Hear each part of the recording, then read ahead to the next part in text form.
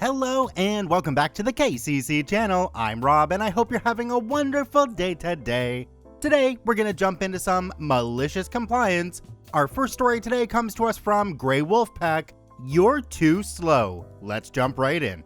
For context, I, undergrad student who commutes to uni, have been studying at home since March 2020 due to COVID and subsequently uni shutting all the campuses. Because of this, we haven't had access to the uni library. A lot of the books and journals we needed were behind paywalls online, and some primary documents that aren't online at all. Fast forward to a few weeks before this year's final exams, uni sends out emails saying the library is now open again and has bookable study spaces. I book a space so I can access the resources again to study for my exams.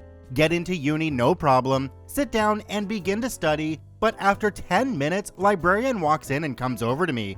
What are you doing here? I booked a study space for today. These spaces are only for people who need them. Look around the completely empty library and ask to be allowed to stay, seeming as no one else is there. Librarian says I have to leave in 20 minutes. Go back a few days later, but only to borrow some books to study at home instead. As I'm going to the relevant shelves to collect my books, librarian approaches me again. What are you doing? Collecting some books to borrow. I told you you're not allowed to be here. Begins to rant about how I'm a COVID risk whilst being right in my face, etc. I tried to explain that we were told we were allowed to come and borrow books again for our exams, even show the email on my phone, and that I'm following all COVID regulations, mask, distancing, even had a quick PCR test the day before. Also, note that the library is empty again and there is nobody on the entire campus apart from the receptionist, librarian, and a couple of chemistry students. Not good enough for librarian, however, who tells me that I'm too slow and that unless I run in, grab the books, and get out, I shouldn't come back to the library. Cue malicious compliance. Put some joggers on, lace up my trainers, and make my way to uni to return books after my exams. Scan my ID, walk past the receptionist, put my bag down, and take books out. 3, 2, 1, go! Dashed through the corridors, half the lights are off because no one is on campus anymore. Up the stairs, swing the library doors open, and start weaving in between the shelves. Librarian yells, "Hey!" but I don't turn to look. Get to the corner, sling the books in the returns bin, and bolt back out before the librarian even gets up from behind their desk. Make my way back downstairs, grab my bag, walk calmly past the receptionist wishing them a nice day, and leave campus. Apparently, the librarian went ballistic and filed a bunch of complaints, but surprisingly, nothing came back to me.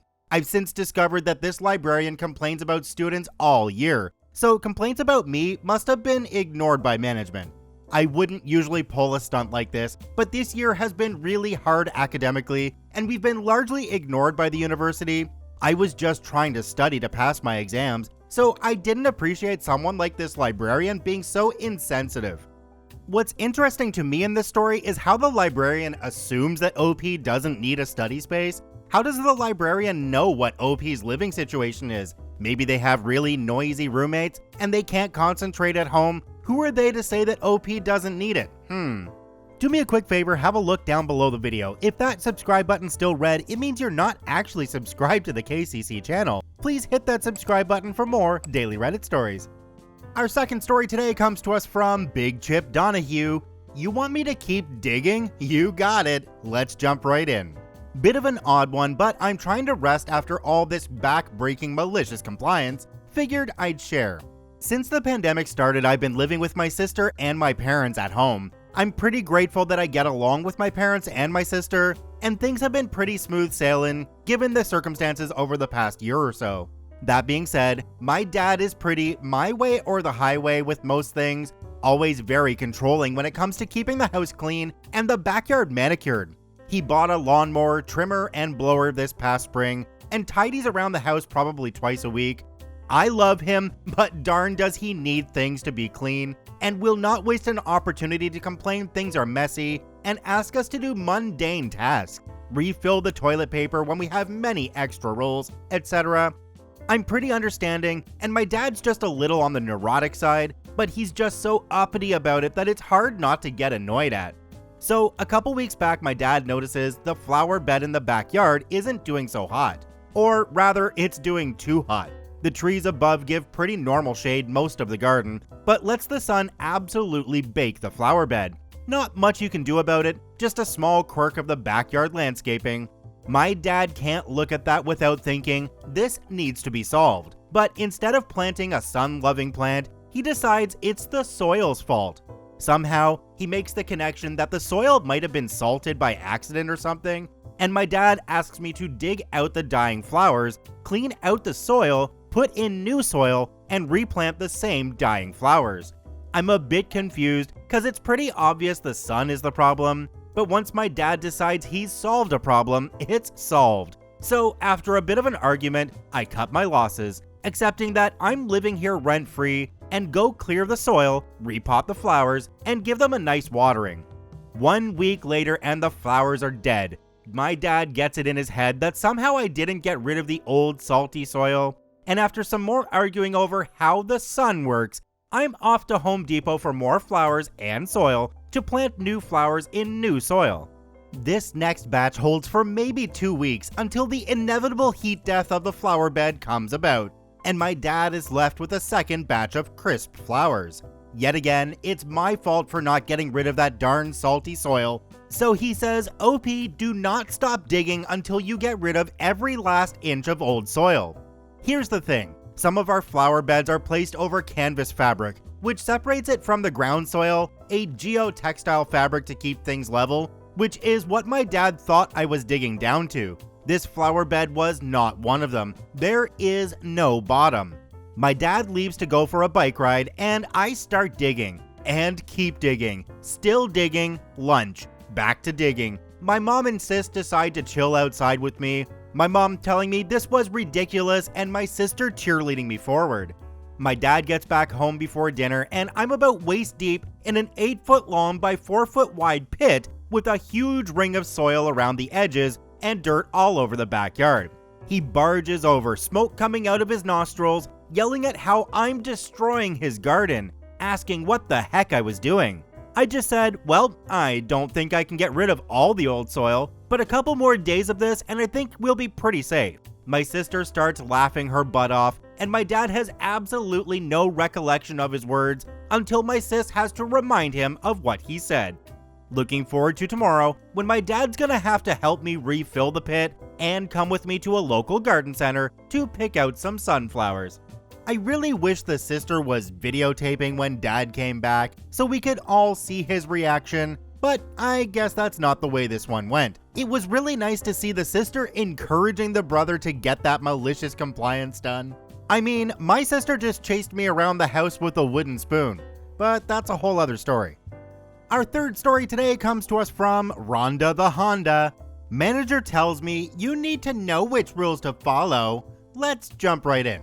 When I was in grad school about 15 years ago, I was working nights and weekends in a convenience store. It also happened to be the first time the fuel prices shot up to $4 a gallon in America. Because of this, there were quite a few people who pumped gas and drove off, prompting our company to institute a pay-before-pumping policy. The company was a small regional chain of gas stations and convenience stores in a largely rural area. They were concerned about any loss, so much so that in the company newsletter they announced firing someone for regular theft from the store. The theft in question was when an employee refilled her fountain drink while on duty. Another example was that we were required to do money drops anytime we had more than $200 in the cash register. Another employee was fired because she was robbed and hadn't done a money drop. There was approximately $205 in the register at the time. So when this new policy came out, I wasn't about to risk my job over someone filling up and driving off with a tank full of gas on my watch. My manager was really good about working around my needs for class, research, etc. while working on my degree. So I put up with this and wanted to keep my job. One night I'm working and someone pulls up to get gas. The machine beeps letting me know someone is trying to fuel up before paying. I won't pre-authorize because policy. Customer comes in and demands I let him fill up before paying. I explain the policy and he lights into me with perhaps every expletive he knows. I'd like to say I was professional, but I returned his hospitality. The next day when I show up for work, my manager is waiting for me, clearly unhappy. He is a regular customer and we want to keep them happy. I explained to her that, regular customer or not, I wasn't willing to risk my job over a drive-off when people are getting fired for losing such little sums of money. Manager states, I see what you're saying, but you have to learn which rules to follow. Now, she's been with the company for about 15 years. She could get some leeway. I'd been there less than a year. I had no leeway. So I asked her, please put it in writing which rules I'm expected to follow and which rules I do not. Or put in writing which customers are exceptions to policy and which ones are not. Until then, I'm following all of the company's policies. I'm not surprised that she wouldn't put that in writing. Fast forward about a week, I'm working solo on a Sunday afternoon when someone I've never seen before comes in and yells at me for not pre-authorizing his pump. I explain the company policy and that he would have to prepay just like everyone else. Customer claimed he was with corporate and that he should be allowed an exception. I informed him that if he really was from corporate, he'd know about this policy and would expect me to follow it. I even pointed to the policy statement in the window for him to read. The customer yelled at me and stormed off before I could reply. Turns out, this stranger was from corporate and even the VP of the company. He called to complain to my manager about my refusal to let him pump first. She repeated my arguments as to why I refused to risk my job and that he should be glad to know they have such loyal employees. VP said that policy was meant for regular customers and not for employees. She replied, please put into writing which rules we are expected to follow and which ones we are not. It's gotta feel really good when one of your superiors uses a line that you thought of. It's absolute reinforcement that when you used that line on that manager, she understood it and she agreed with it. Our fourth story today comes to us from Panda2297. Timesheets are due at 5 p.m. Let's jump right in. I work as a remote system engineer and I work with project managers. We have these timesheets that have a deadline of Friday at 5 p.m. And although they have a Friday deadline, the project managers don't ever start working on them until next week. Pretty pointless, but I submit mine a little early around 4 p.m. and the project manager whom I worked with really liked it as she could fill them out and get them done. She was the only one who actually did the billing on Friday right before she left for 5, so I made her life pretty easy.